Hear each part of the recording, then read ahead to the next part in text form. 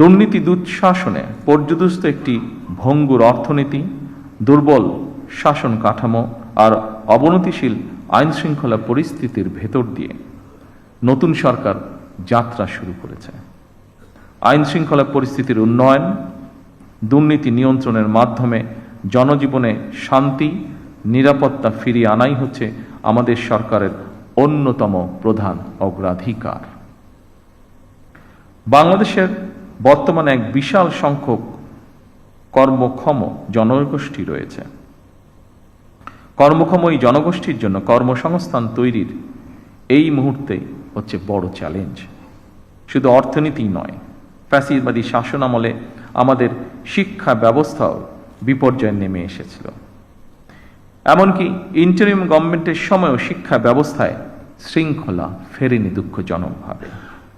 বর্তমান প্রতিযোগিতামূলক বিশ্বে টিকে থাকতে হলে দেশের শিক্ষা ব্যবস্থাকে আধুনিক এবং অবশ্যই কর্মমুখী করতেই হবে।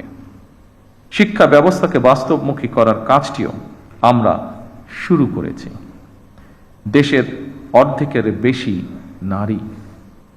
নারীদের জন্য নিরাপদ বাংলাদেশ গড়ে তুলতে না পারলে আমাদের কোনো উদ্যোগই সহজে সফল হবে না।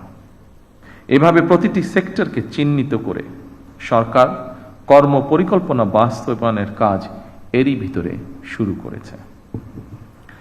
জনগণের রাষ্ট্র পরিচালনার দায়িত্ব পাওয়ার আগেই আমরা বিস্তারিতভাবে দেশের জনগণের সামনে দলীয় ইশতেহার ঘোষণা করেছিলাম। রাষ্ট্র মেরামতের অঙ্গীকার নিয়ে আমরা প্রকাশ্যে জুলাই সনদ বাস্তবায়নের জন্য স্বাক্ষর করেছিলাম।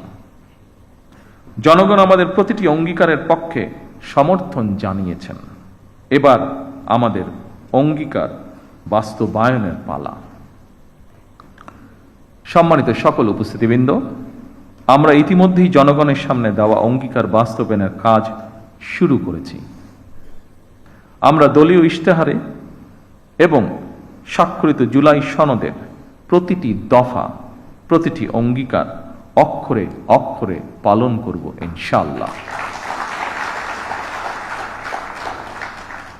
আমি বিশ্বাস করি ব্যক্তিগতভাবে পুঁথিগত পরিবর্তনের চেয়ে মানসিকতার পরিবর্তন অত্যন্ত বেশি জরুরি। বিএনপি সরকার যতবার রাষ্ট্র পরিচালনার সুযোগ পেয়েছে বারবার চেষ্টা করেছে এর প্রমাণ দিতে। সম্মানিত উপস্থিতিবৃন্দ, বৈশ্বিক যুদ্ধ পরিস্থিতির মধ্যেও আমরা সবকিছু চেষ্টা করছি স্বাভাবিক রাখার।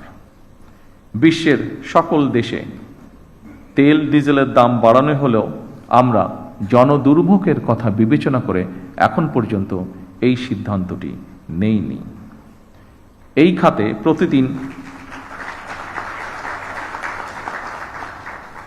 খাতে প্রতিদিন শত শত কোটি টাকা ভর্তুকি দিয়ে হলেও সরকার চেষ্টা করছে আন্তরিকভাবে পরিস্থিতি স্বাভাবিক রাখার। জনগণের সুবিধা নিশ্চিত রাখতে সরকার সম্ভাব্য সকল প্রকার প্রচেষ্টা অব্যাহত রেখেছে। কারণ বর্তমান সরকার জনগণের দ্বারা নির্বাচিত একটি সরকার। বর্তমান সরকার জনগণের কাছে দায়বদ্ধ সরকার।